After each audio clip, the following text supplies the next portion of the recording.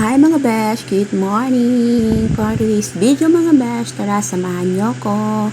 Bumili nga pala kami ng ate ko ng hipon. So ayan mga besh, after naman bumili ng hipon, nag-almusal na ako mga besh. Ayan yung aking almusal. Tinapay, and syempre mga besh, kailangan natin ng kape pagising sa ating natutulog na diwa, chara.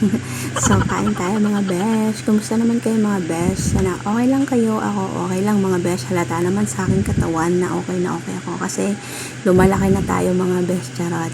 So, ayan mga besh. Ngayon lang tayo ulit makakapag-video. Kasi mga besh, ngayon lang tayo sinipag. Char. Oo nga mga besh. Ngayon lang ako sinipag mga besh. Busy-busy yan kasi ako sa buhay ko.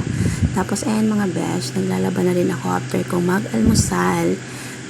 Hinahandwash ko yung damit ng anak ko mga besh kasi sobrang dumi niya, so kailangan kong i-handwash. Then kinusunrox ko rin siya mga besh na pangkulay para naman hindi siya yung kulay niya. So yan mga besh, magic lang yung ating paglalaba. Kailangan natin bilisan mga besh kasi para magamit din ng iba yung space, charot. So ayan mga besh, syempre, konti lang yung hinanwash ko mga besh kasi nagwa-washing talaga ako mga besh. Ayan, yan na lang yung hindi pa na-washing. Tapos umiikot yung washing. So, ayan, break time muna tayo mga besh. Kumain muna tayo ng lunch. Ayan nga pala yung aming ulam mga besh is yung hipon mga besh na ni-roll ko. Ayan mga besh, yan yung aming lumpiang hipon.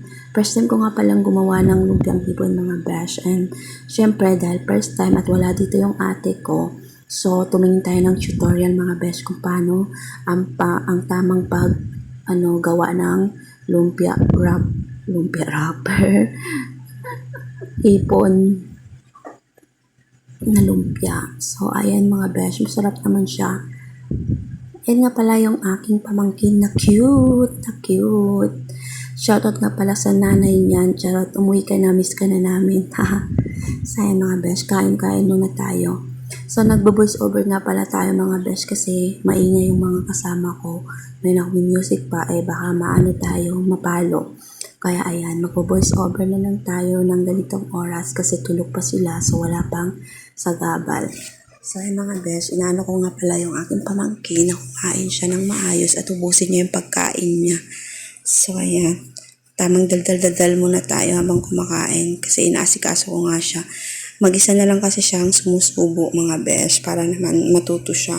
And yan, so far naman mga besh, magaling naman na siya. And ano naman siya mga besh, nauubos na naman yung binibigay kong pagkain sa kanya.